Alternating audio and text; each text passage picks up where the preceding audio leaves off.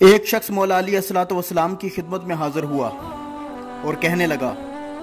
یا علی، انسان کے پاس وہ کون سی چیز ہے جو اس کی پریشانیوں کو بڑھا کر مصائب میں دھکیل دیتی ہے؟ جیسے ہی یہ پوچھا گیا تو امام علی الصلوۃ والسلام نے فرمایا، اے شخص،